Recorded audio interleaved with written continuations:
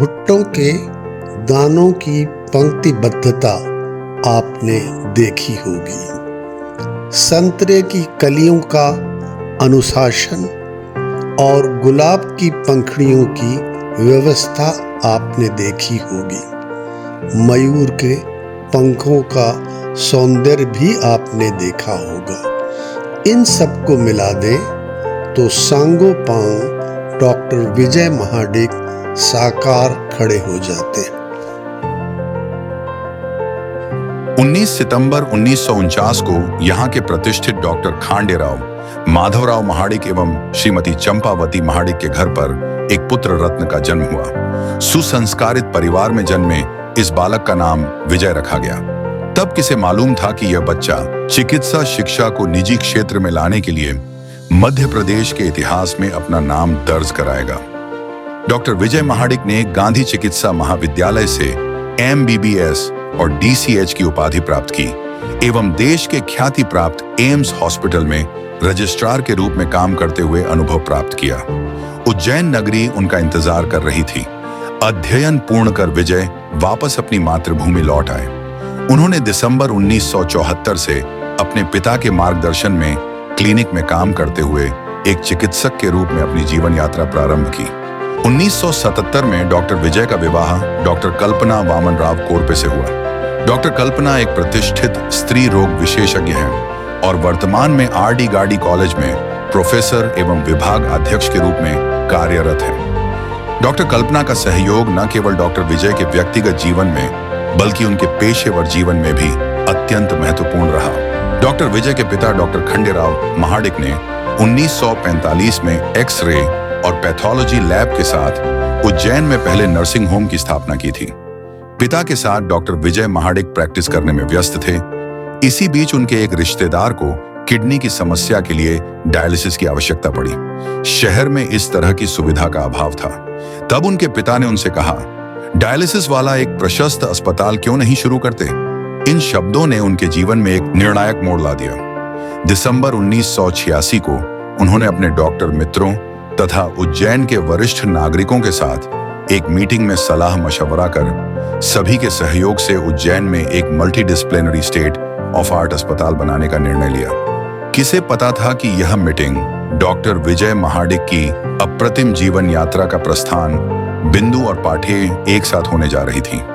उनके अंतर्मन ने कहा कि अस्पताल ऐसा हो जिसमें साधारण लोगों के अलावा गरीब, वंचित और दूरस्थ ग्रामीण क्षेत्रों के लोगों को भी रियायती दरों पर या निःशुल्क इलाज मिल सके। सपने देखे जाते हैं, लेकिन सपनों का क्रियान्वयन आसान नहीं होता। सबसे पहले धन और जमीन की आवश्यकता थी। उनके और साथियों के अथक प्रयासों से मध्य प्रदेश शासन ने उनके ट्रस्ट को अस्पताल निर्माण के लिए उज्जैन के बीच भूमि आवंटित कर दी।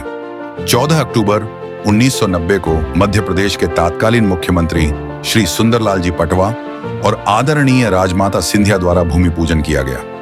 जहां नियत अच्छी होती है वहां उसके परिणाम भी अच्छे होते हैं। ईश्वर हर कदम उनके साथ चलता है। अस्पताल को मूर्त रूप देने के लिए डॉक्टर महाडिक व साथियों ने आर्थिक सहायता की संभावनाएं तलाशने का प्रयास प्रारंभ किया। समाज सेवी वर्ग का हर व्यक्ति अपनी संपत्ति का एक भाग परमार्थ के कार्यों में लगाने के लिए सदैव इच्छुक रहता है, बशर्ते उसे यकीन हो कि कठिन श्रम से कमाई गई उसकी संपत्ति का सही उपयोग हो। डॉक्टर महाडिक की मानवीय संवेदनाएं, कर्तव्य निष्ठा, ईमानदारी और विश्वसनीयता जग जाहिर थी। दानदाताओं की एक लंबी सूची है जिसमें देश विदेश के प्रतिष्ठित नागरिक व संस्थाएं शामिल हैं।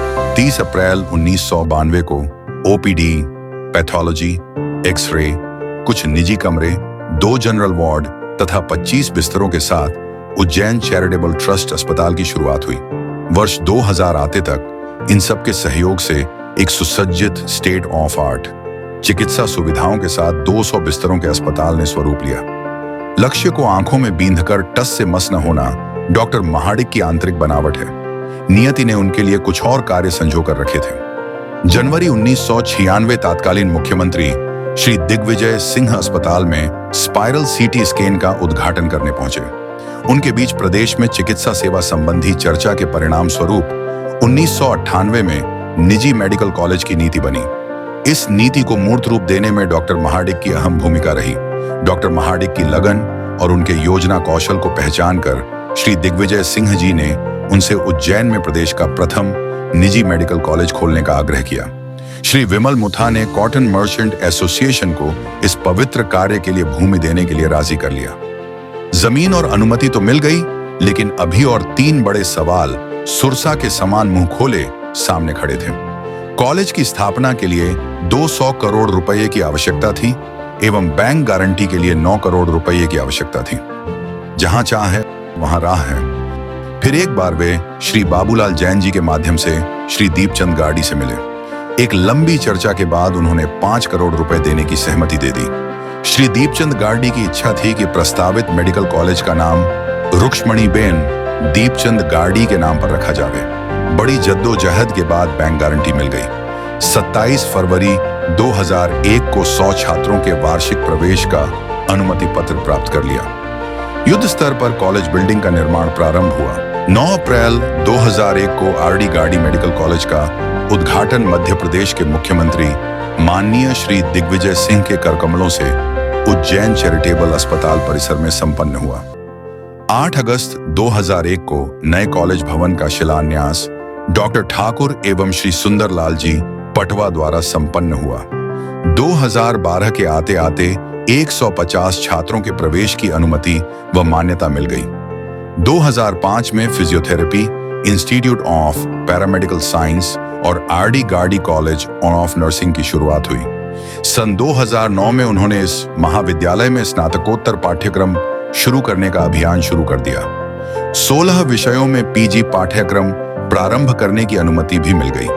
चरावैती के उद्घोष के साथ कारवां चलता रहा।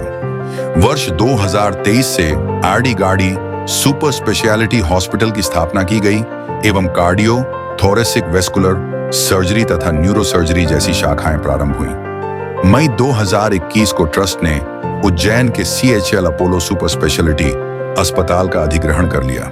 वर्ष 2024 से महाकाल की नगरी उज्जैन में एक नवीनतम सुविधाओं के साथ उज्जैन कैंसर सेंटर की स्थापना हुई, जिसका उद्घाटन माननीय मुख्यमंत्री श्री मोहन यादव जी द्वारा संपन्न हुआ। ग्रामीण स्वास्थ्य परियोजना के तहत स्थापित पलवा ग्रामीण स्वास्थ्य केंद्र की परिधि में स्थित 60 गांव को गोद लिया। 60 गांवों की 90,000 आबादी का 65 स्वैच्छिक स्वास्थ्य कार्यकर्ताओं द्वारा व्यापक देखभाल कार्यक्रम सुनिश्चित करना डॉक्टर महाडिक का स्वास्थ्य सेवा में एक अद्वितीय योगदान है।